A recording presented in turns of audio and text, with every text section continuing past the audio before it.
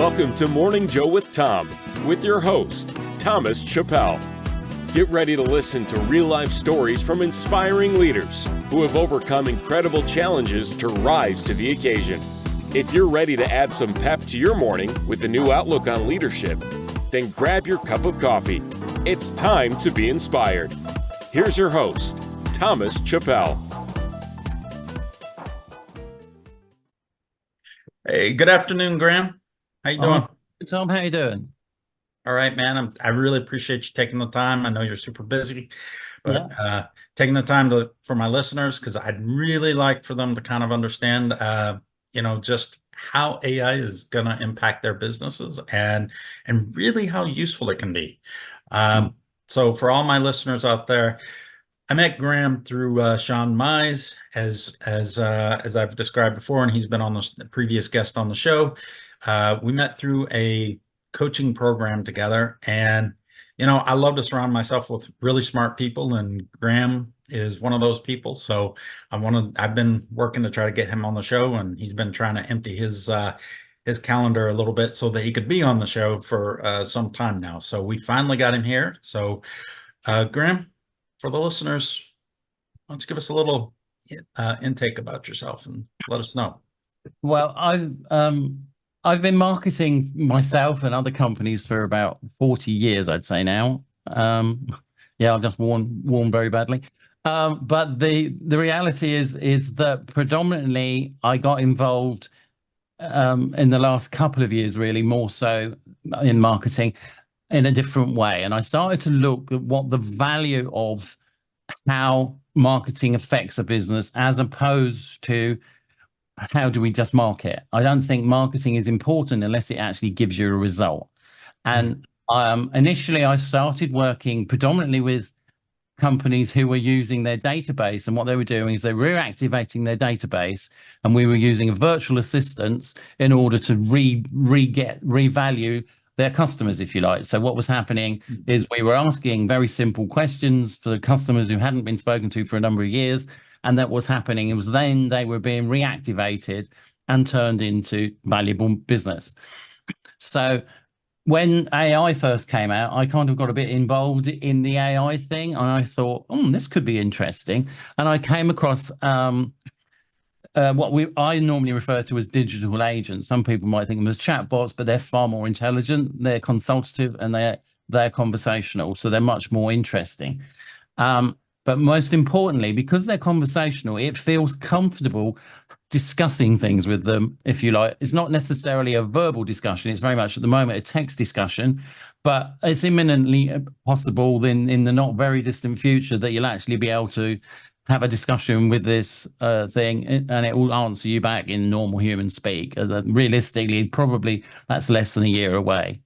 So what predominantly I've looked at is how can we use AI to improve a business without having to make massive radical change, but to just look at little tweaks here, little changes here that will improve how a business operates. Because the thing I find is that it's a little thing that you make a change to that can make a massive difference. As I say, the initial thing was the database reactivation.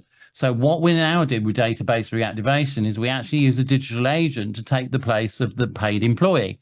So what will happen is the digital agent will actually ask the questions that previously the employee was asking, and that will ultimately be able to book an appointment into someone's diary. So that's just one example of how you can use a digital agent.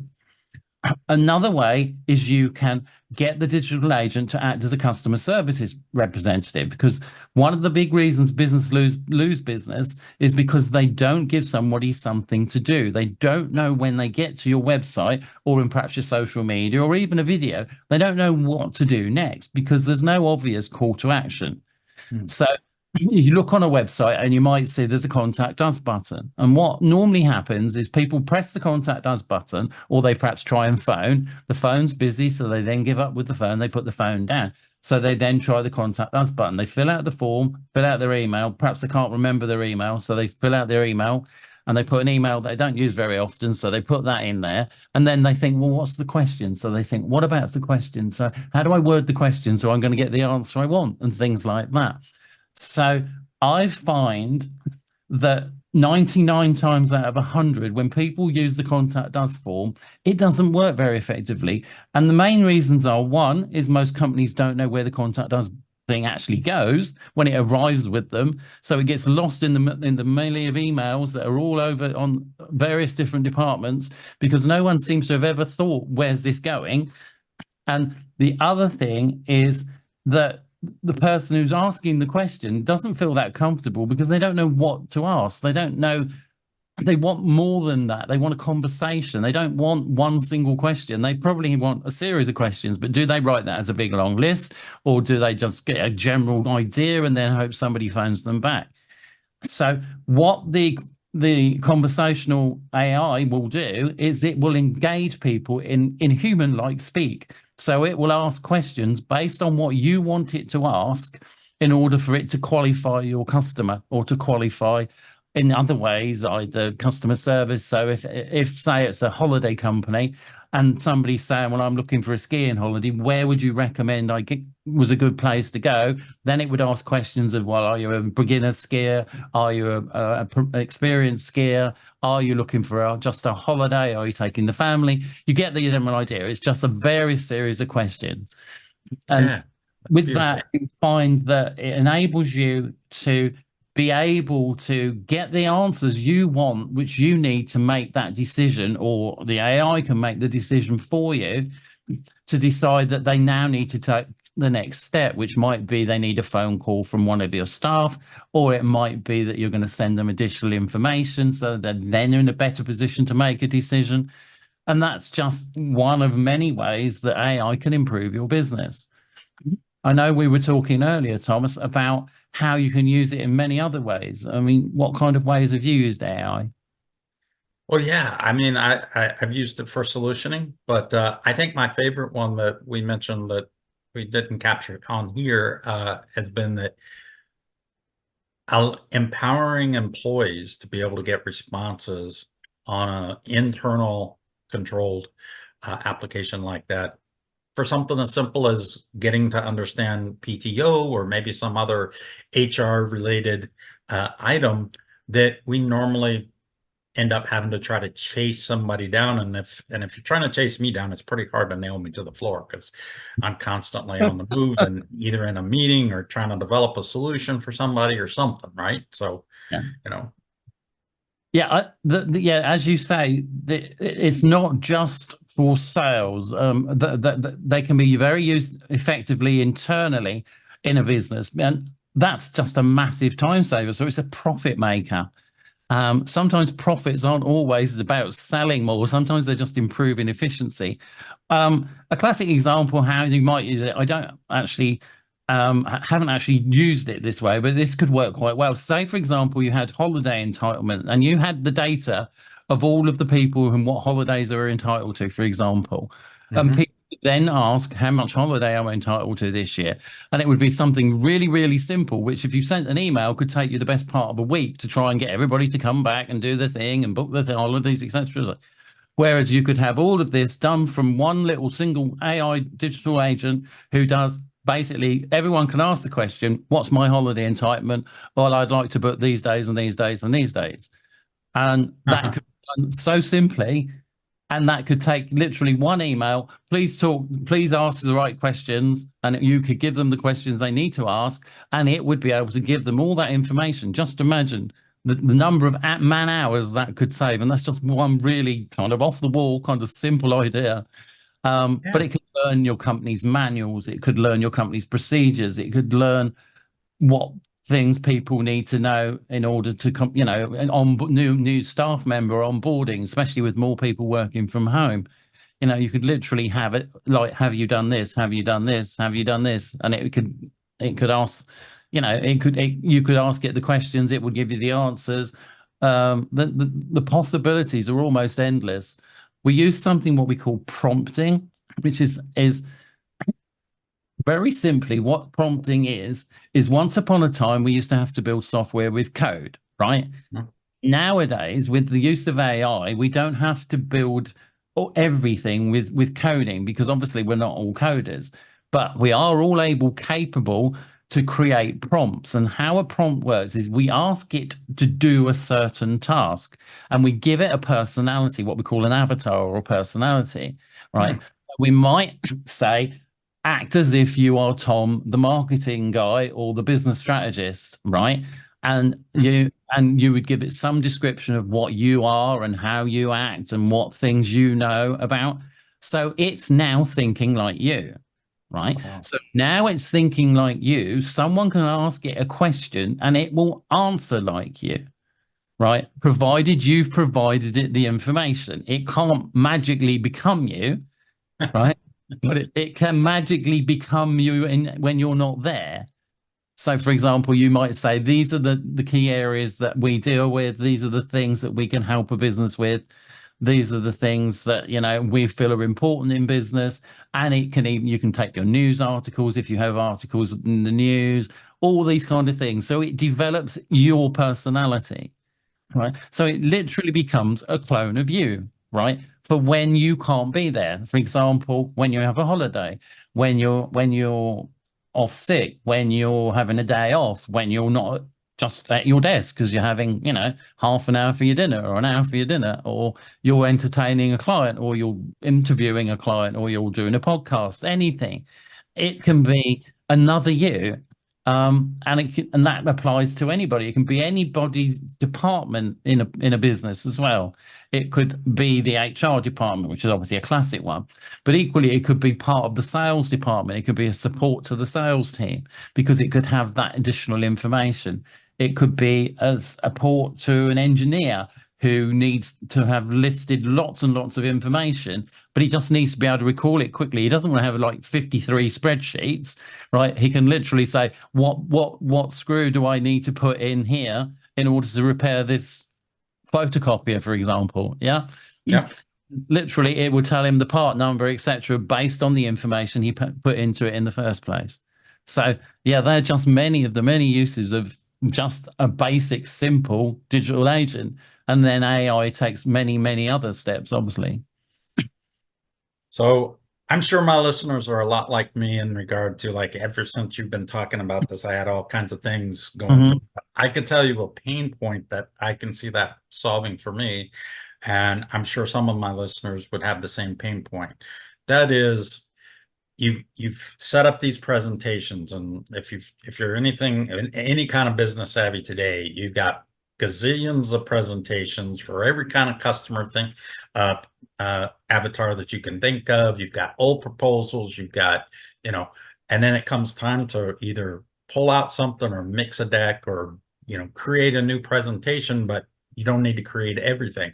So I really love that idea of being able to use something like that to kind of like pull up the old information of like, hey, back then we were trying to do this enterprise architecture drawings, and when was that? That was back then. Okay, well, let's type that in and see, pull up those paragraphs and see what's useful out of it and build presentations, you know, and all based off of that, or build proposals. So I could see where that could speed up the process of putting something good together, you know, and getting you far ahead. So it's a wow situation here that you're kind of like blowing my mind here for with AI. So Google, if you like, where we used to have to search for things, but we had to know what we were searching for.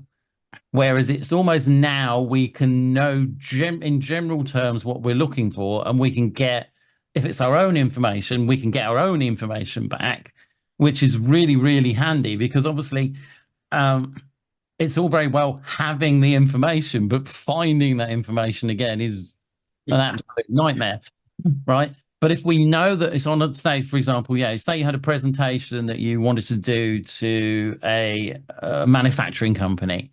Instead of having to go through every presentation to try and find the one that you had, you could just say, I'm talking to a manufacturing company in Dallas and they have 300 employees, et cetera, et cetera, et cetera. What would you recommend is my best presentation? And it will come up with perhaps 2 or 3 alternatives, and you'll go, oh yeah, that one's the one I need. And that's just saved you 4 hours looking through all your files to try and find something. Yeah, absolutely.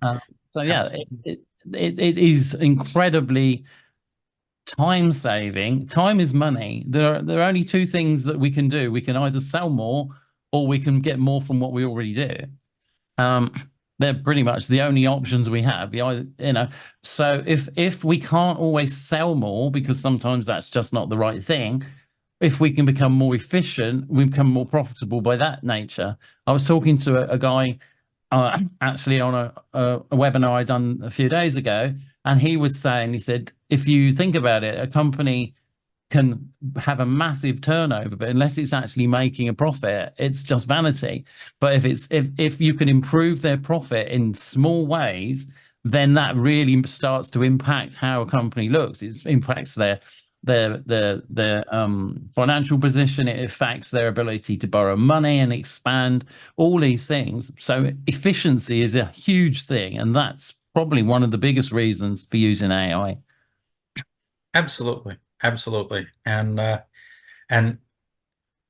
I think that today's generation is much better prepared for that realization than my generation or previous generations, because we got so locked into, I've got a paper for this, I've got that, and reaching back and digging through mountains of material, right? And this way, I feel like all of that necessary information can now be accessed more easily through this and enable everybody and empower everybody. You don't no longer have to depend and wait for me to get there. So, so I love that idea, and it's not that you become redundant, but you find better ways to work. I think that's the key. People will say AI will take my job. No, AI won't take your job. It will just make you get more from what you do in less time. So if you could had a project and you can complete that project in 3 hours rather than 3 days, that means you've got 2.5 days ish to enjoy your life better. Right? Nobody's upset because you've created this thing that you promised within 3 days in the matter of a few hours because of the efficiencies and improvements. But most importantly, it didn't mean that you didn't get more work. It might mean you got more work because you may choose to fill those 2.5 hours with more work. But equally, it may mean that you don't need to sort of like work to a deadline that means that you're working till midnight to finish it, etc. It just gives you that ability to choose how to work. For example, I was talking today to someone who's literally they've got they're developing a system where AI is going to, and it's a product we also starting to use, where it will create a website. Right, and it will create the imagery. So if you don't have royalty-free images, AI will create its own images. They're completely royalty-free because they're completely original. They don't exist before you created them.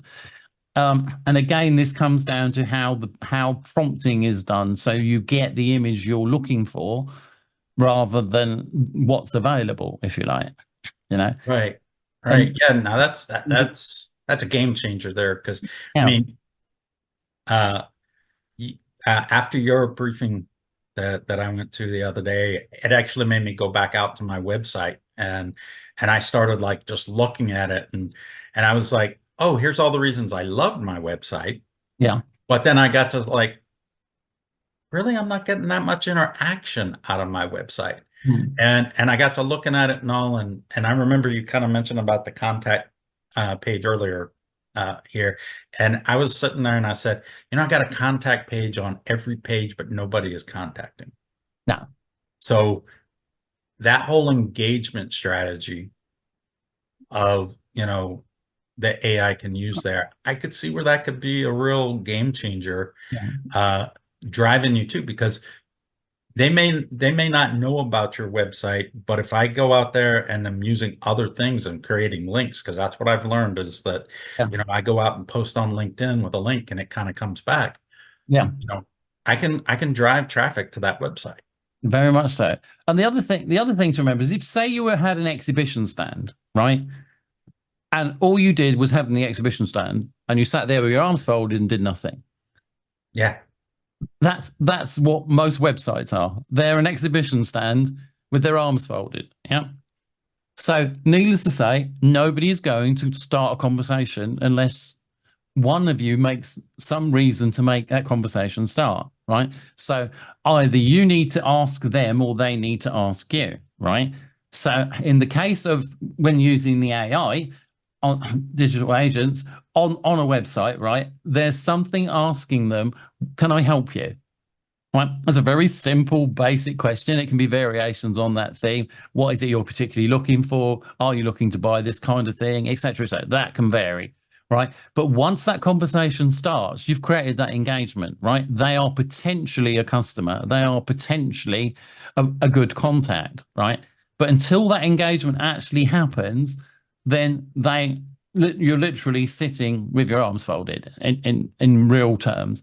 So it's probably why the websites, and you're by no means an exception, we're all pretty good skilled at the same thing, but that's probably why the websites aren't generating the levels of customers you want, because you don't give them a reason to want to start the conversation. But as soon as that conversation starts, it just moves forward.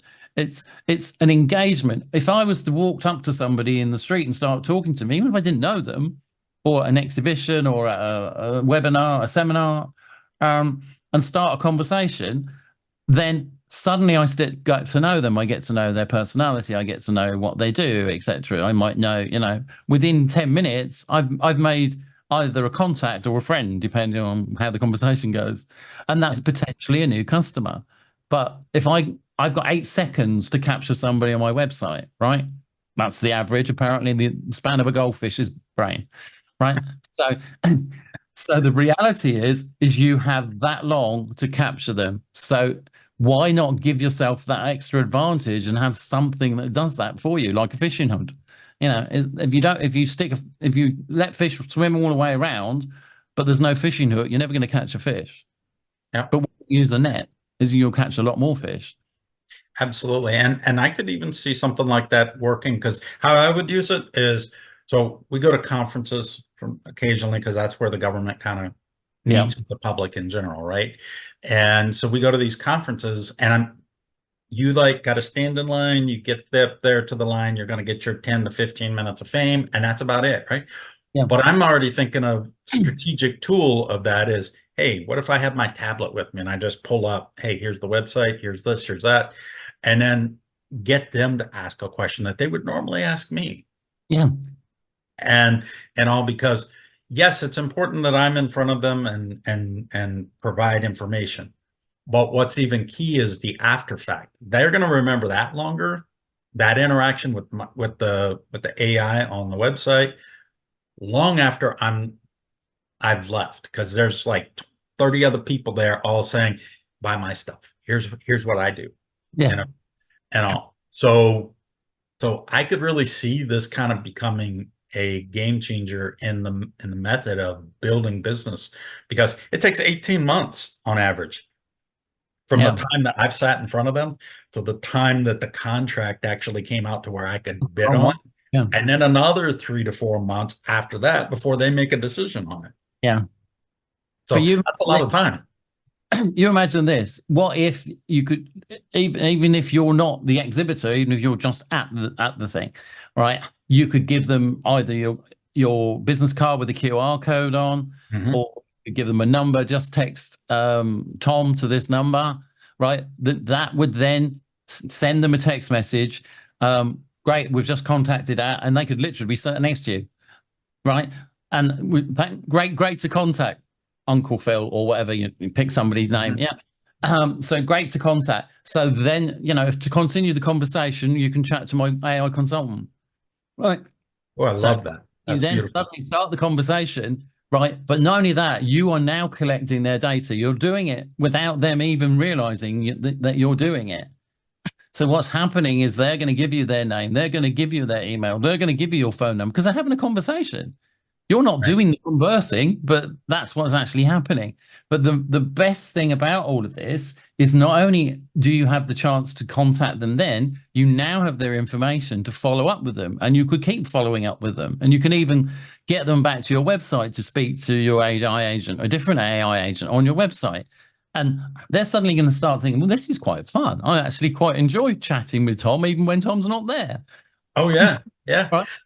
I think you're right. I actually am gonna give a guilty pleasure. I actually have a special channel that's on my chat GPT, that where I just kind of go in and I call it Professor. And whenever it hits that mode, it's just a conversation between me and it. And just because I'm just enjoying talking to Yeah. something, and it responds back. So yeah, it's kind of a guilty pleasure, but yeah, it's really engaging to get that conversational tone. Yeah.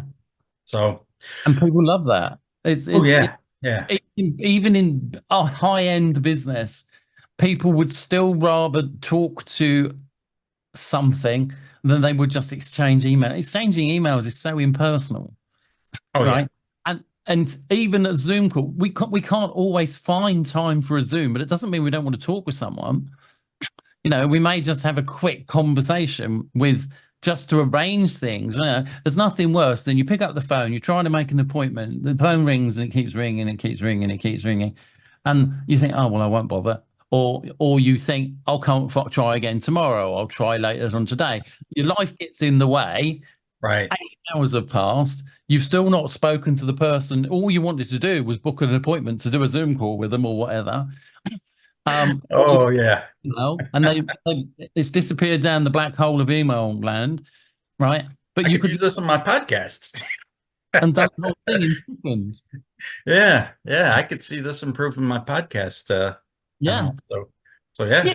What you could do is invite people who, you know, either who you want to talk on your podcast or even your audience, and say, look, check out the latest information on my next episode, and you could have all that on your AI digital agent, who's there giving you, like, if you like, the breakdown of what's happening in the next episode. And people have that web link. You just send that. You don't have to worry about sending 55,000 emails. Just say, well, next episode, check out the agent. And because they've done it, you're not breaking any of the email rules. No, there's no email. It doesn't need to be an email. Once you've got them programmed, if you like, so they do 2 or 3 times, I have to get the next episode, just go to the link. And they'll have the link because they've used the link before. And to be honest, most people would save a link because they think, well, that thing's quite fun. I'll keep that. Yep.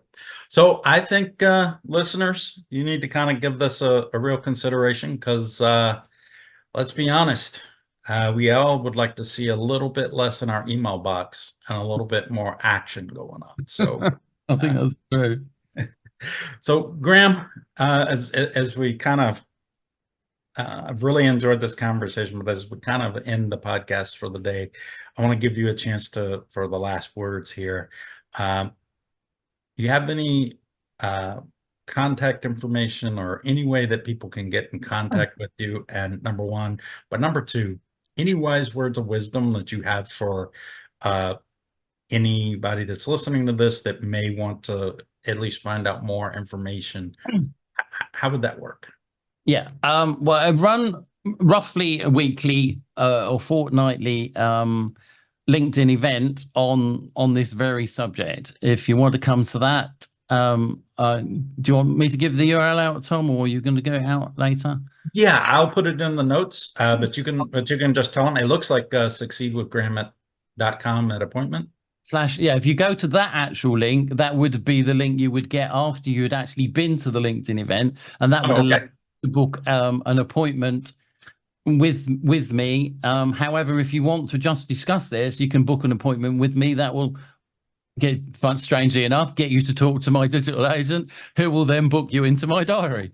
It's a very basic, simple method, Marvelous. But show you exactly how it works. And literally, it will take your information and put it into my diary and send you the Zoom link so we can have a Zoom call. So that's how that works. And probably my pearl of wisdom, if you like, to end my spot here, is this is something you or your competitor is going to do, right? It's not a case of will they do it? It's a case of will you be there first or will they be there first, right? And you can choose to adopt in some ways the use of AI in your business, I would suggest that probably it's definitely going to make a difference to your sales. It will definitely make a difference to your customer service, right? Those are just two areas that I can, with hand on heart, confidently say it is worth very much considering. It doesn't have to be complicated. It isn't as, you don't have to be an expert at AI. You just have to want to improve your business. And that probably is my parting comment, really. That's very wise words, and I thank you, Graham. So, listeners, all these links that we discussed, they'll be provided in the YouTube links, and they'll get posted out at the time of the recording. So, Graham, I really appreciate your time, and thank you for being on the podcast today. And we will see you in the next one. So, take care. Take care.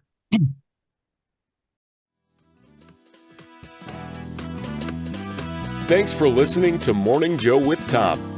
Be sure to subscribe wherever you listen to podcasts so you don't miss an episode. See you next time for more real-life stories and inspiration on Morning Joe with Tom.